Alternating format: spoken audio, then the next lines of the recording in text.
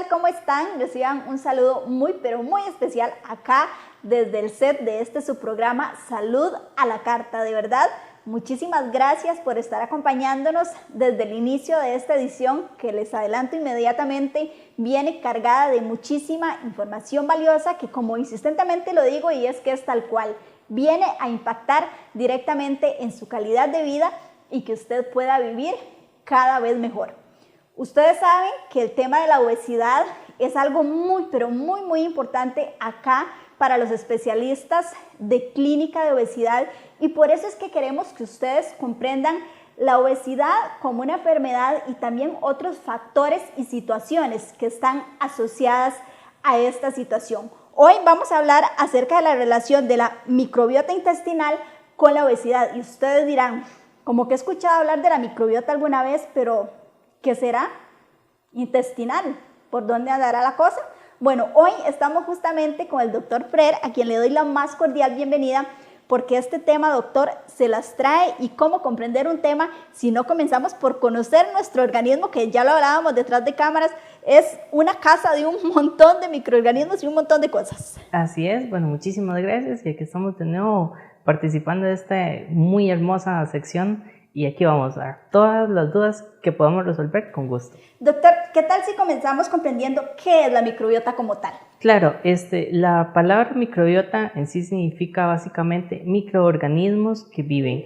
Específicamente se trata exactamente de los microorganismos que habitan en nosotros. Nosotros somos un ser humano, ¿verdad? Y sobre y dentro y alrededor de nosotros tenemos cientos de millones de microorganismos viviendo, desde el cabello, la piel, las axilas, zona geniturinaria y por supuesto el sistema respiratorio y sistema gastrointestinal. Hoy vamos a hablar precisamente de este último, de cómo esta microbiota intestinal está relacionada con los temas de obesidad. Okay. No deberíamos satanizarla ni decir que es mala, es algo común que todos tengamos, es parte de nuestro ser el tener esta microbiota intestinal. Exactamente, de hecho se habla inclusive que hay muchísimas más bacterias y microorganismos viviendo en cada ser humano que más células de ser humano. Y de hecho la microbiota en realidad es súper normal, o sea, en realidad son los cientos y millones de microorganismos que viven en nosotros y que en realidad son beneficiosos y que nos ayudan, por ejemplo, lo que es la digestión de alimentos y de otras circunstancias, además de que básicamente funcionan como una barrera para evitar que nos infectemos de otros microorganismos o bacterias o virus que más bien sí son infecciosos. Perfecto, y esto es importante comprenderlo porque uno dice, uy, ¿cómo vamos a tener esos bichos ahí nosotros y cómo nos van a decir que esto es normal? No solo entonces, doctor, es normal, sino que es fundamental también el equilibrio que esto nos pueden dar. Exactamente, así precisamente es. Los microorganismos que viven en nuestro intestino en realidad son un montón de microorganismos, virus, bacterias y demás que tienen una convivencia sumamente estrecha y que viven precisamente dentro de nuestros intestinos y se encargan en gran medida de lo que es la digestión, lo que es la formulación de algunos metabolitos que tal vez nosotros no podamos realizar adecuadamente. De hecho, inclusive se sabe muy bien que los nutrientes que adquirimos en realidad son subproductos de la metabolización o digamos de la digestión de estas bacterias, y así entonces nosotros en realidad nos beneficiamos. Es como un mutualismo. Yo le doy a ellas una casa y lugar donde vivir y les doy alimentos y ellas nos devuelven una serie, muchos beneficios, como es por ejemplo la obtención de algunos macronutrientes que nosotros no podemos simplemente sintetizar. Excelente, doctora. Ahora, toda esta información que usted nos da es muy importante y ya vemos que la microbiota, en este caso intestinal, es nuestra amiga, no nuestra enemiga. Ahora, ¿de qué manera podríamos ligarlo con el tema de la obesidad?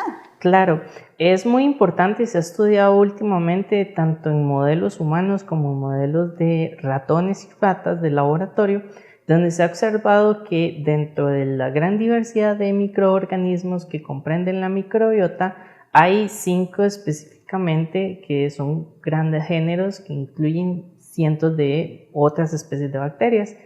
Y se ha observado que cuando esta microbiota tiene un desbalance, o sea, cuando los microorganismos se exacerban, o sea, hay de mayor cantidad de un género que del otro, tenemos o se ha asociado más frecuentemente a lo que son los efectos de la obesidad. Y se ha estudiado un poquito acerca de cuál es el verdadero efecto que ejercen entonces estas bacterias y microorganismos que al estar aumentados provocan la obesidad. Y se sabe y se ha comprendido muy recientemente que muchos de estos microorganismos, por ejemplo, cuando uno consume los alimentos, se encargan en gran medida de lo que es la obtención o procesamiento de, por ejemplo, el colesterol o lípidos que van en los alimentos. De esta manera, el cuerpo humano no va a absorber de la totalidad de lo que se consumió estos lípidos. Lo que va a provocar es que, como hay menor cantidad de microorganismos, es mayor la probabilidad de que el ser humano los adquiera en su alimentación. Entonces, se ha observado que cuando uno tiene disminuidos estos microorganismos, aunque sea la misma cantidad de grasas, usted va a adquirir una mayor cantidad a su organismo. Ahora, doctor, no sé si es una pregunta tonta de cualquier cosa, ahí me disculpa. Aquí no hay preguntas pero tontas. ¿hay manera de que pueda aumentar la cantidad de microbiota intestinal en nuestro organismo? Claro, se ha estudiado también muy recientemente cómo modificar la microbiota, porque si ya se sabe que cuando está modificada nos trae problemas como obesidad, inclusive también lo que es diabetes, ¿cómo entonces restablecer a los niveles normales de la microbiota? Y se ha observado que lo más ideal es, número uno, el consumo de alimentos frescos, frutas, verduras y principalmente productos lácteos fermentados, dígase yogur, dígase kéfir, o cualquier uno de esos productos lácteos que ya vienen de hecho fortificados con los famosos probióticos. Doctora, ¿hay situaciones puntuales que puedan afectar el buen funcionamiento de la microbiota intestinal? Claro, de hecho se ha estudiado muy a fondo que la microbiota se ve fuertemente afectada, por ejemplo, después de tratamientos con algunos medicamentos, especialmente con los antibióticos. Muchas veces hemos pasado, ¿verdad?, más de uno de nosotros, que por ejemplo tiene, qué sé yo, una afección en la garganta o en otro lugar del cuerpo y le mandaron antibióticos y días después desarrolla, por ejemplo, una diarrea. Es exactamente la misma idea. ¿Por qué? Porque el antibiótico básicamente lo que hizo fue barrer y básicamente matar su microbiota normal intestinal y por eso está provocando la diarrea. E igualmente, a largo plazo podría ser que entonces este desplazamiento o las bacterias que no se murieron pueda hacer un sobrecrecimiento de unas y de otras. Por eso siempre se recomienda que después de, por ejemplo, tratamientos con antibióticos se consuman de nuevo productos lácteos o frutas y verduras que ya de por sí vienen cargadas con estas bacterias benéficas para nuestro sistema intestinal. ¿Este sobrecrecimiento puede ser contraproducente, doctor? Claro, se ha estudiado, ¿verdad? Número uno, ¿verdad? El desequilibrio intestinal a la hora de obtener lo que son los nutrientes, pero también se ha investigado que, por ejemplo, cuando algunas bacterias de estos grandes 5 grupos que te mencioné está disminuido o se aumenta la otra, se ha observado que inclusive esa persona se vuelve un poco más susceptible a infecciones del tracto, ya sea gastrointestinal o de cualquier otro lugar donde está afectada la microbiota. Se sabe muy bien que personas con la microbiota alterada son mucho más propensas, por ejemplo, a las infecciones gastrointestinales o a los famosos virus intestinales o las intoxicaciones por alimentos. Entonces, por eso es que es tan importante mantener bien equilibrada la microbiota. Ahora, en este caso del sobrecrecimiento, ahora, en el caso de la disminución, ya usted nos comentaba, por ejemplo, aparece la diarrea. ¿Qué otros síntomas podríamos detectar que nos pueden hacer pensar que algo está fallando por allí? En la microbiota, claro, bueno, la número 1 es la diarrea. También podemos observar, por ejemplo, la anemia, podemos tener problemas nutricionales, podríamos tener, por ejemplo, problemas de desnutrición. Se sabe muy perfectamente que estos microorganismos funcionan para procesar alimentos que nosotros tal vez no podamos procesar del todo, y al no tener estos microorganismos no podemos, a pesar de que consumamos el alimento, no podemos adquirir los nutrientes. Entonces por eso es que es básicamente tan importante la microbiota, porque si no, entonces por más que nosotros consumamos el alimento, nunca se va a absorber. Aquí me llama, doctor, muchísimo la atención estos dos polos opuestos, como lo es sobrepeso, obesidad y desnutrición, porque estamos ligando igual del tema de la microbiota intestinal dos temas que son completamente opuestos. Por eso es que la asesoría profesional es tan importante. Como en el caso de acá, en clínica de obesidad, mucha gente pensaría, no, es que solamente la persona que está con obesidad o sobrepeso. Realmente ustedes acá como especialistas abordan tanto a la persona que tiene sobrepeso, pero también aquella que de repente puede estar preocupada por una pérdida exagerada de peso que desconoce qué es lo que hay detrás de. Exactamente. Hay algunas otras enfermedades, por ejemplo, las enfermedades intestinales inflamatorias crónicas o enfermedad de Crohn se han relacionado muy estrechamente con problemas en lo que es la microbiota. Al haber una disbiosis, o sea, hay una disrupción en el equilibrio de la microbiota, estas enfermedades se exacerban.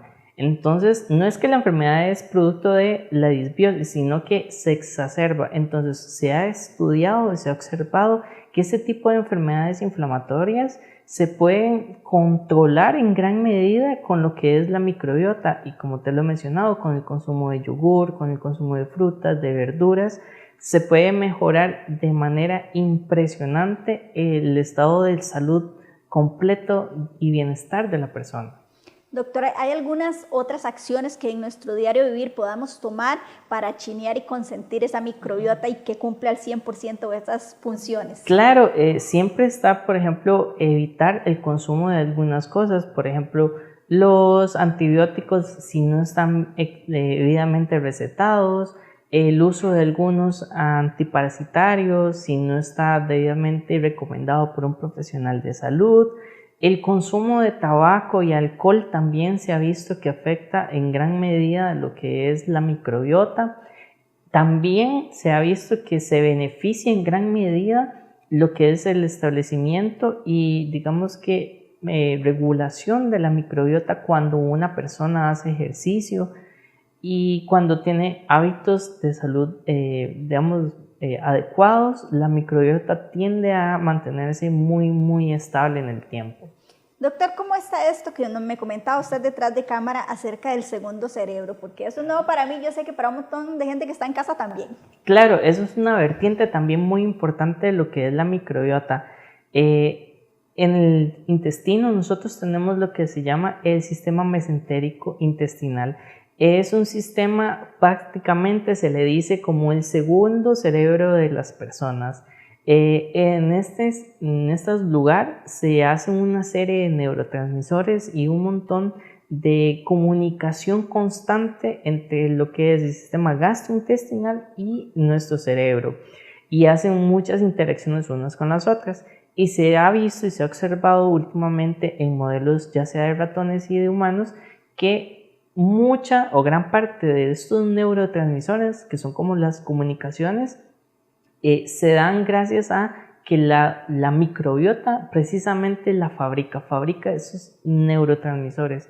Entonces se ha observado que si la microbiota está disminuida o aumentada, podemos tener ya sean niveles altos o bajos de esos neurotransmisores, lo cual está sumamente ligado, por ejemplo, a la obesidad, porque muchas veces al haber una disrupción en la microbiota, podemos tener, por ejemplo, personas que comen y nunca sienten saciedad, y por ahí es donde va o se está proponiendo que es el detalle de por qué las personas no sienten saciedad. Como por ejemplo también está la otra cara de la moneda, donde más bien las personas nunca sienten hambre y tienen que ver todo con exactamente lo que es la microbiota. Y es que muchas veces, doctor, tendemos a pensar que las personas con sobrepeso o obesidad es un tema de que comen y comen y comen y comen incansablemente. No necesariamente es así. Y este es un claro ejemplo de que son muchas las cosas que se deben analizar y que pueden haber detrás de una persona que tiene sobrepeso u obesidad. Exactamente. Ahorita se está proponiendo, ¿verdad? Es una teoría de que uno de los factores más importantes en torno a la obesidad es la disrupción y el desequilibrio en la microbiota, como ya lo hemos visto desde la parte de neurotransmisores, desde la parte más psicológica y psiquiátrica de la persona, o sea, de cómo se sienten hacia sí mismo y cómo la microbiota también afecta sobre lo que es la obtención o no de nutrientes, lo cual nos puede llevar indudablemente a efectos como obesidad y como también la diabetes. Doctor, clave entonces en este caso el tema de una buena alimentación. Es redundante, pero en este caso de verdad que una buena alimentación viene a ser clave para tener una microbiota en todas las de la ley. Exactamente, la alimentación y los estilos de vida saludables es lo más adecuado para mantener nuestra microbiota. Y también es algo muy importante, la microbiota cambia con el tiempo y es normal. No es lo mismo la microbiota de un niño como la de un adulto o un adulto mayor. Sin embargo, podemos evitar disrupciones o que hayan desequilibrios precisamente con la ingesta de alimentos como yogur, como lácteos, como frutas y verduras. Ojalá que estén lo menos procesadas posibles para que nosotros poco a poco incorporemos estos microorganismos que sean parte de nuestra microbiota y que eviten precisamente porque se comporta como una barrera que otros microorganismos que sí son infecciosos eviten que lleguen a colonizar nuestro intestino. Ahora, doctor, ya para ir finalizando, ¿existe o qué tipo de examen de laboratorio, en pocas palabras, existe para poder determinar el estado de la microbiota intestinal? Claro, es un examen muy sencillo, muy relativamente fácil de hacer. Lo que hacemos básicamente es en el examen de heces observar más o menos cuál es la cantidad de bacterias y si se encuentra algún grupo de bacterias más aumentado uno con respecto al otro. Cuando uno ve al microscopio las bacterias puede identificar formas, tamaños y colores y así nos damos cuenta de si está equilibrado o desequilibrado. Con gusto que estamos para servirles.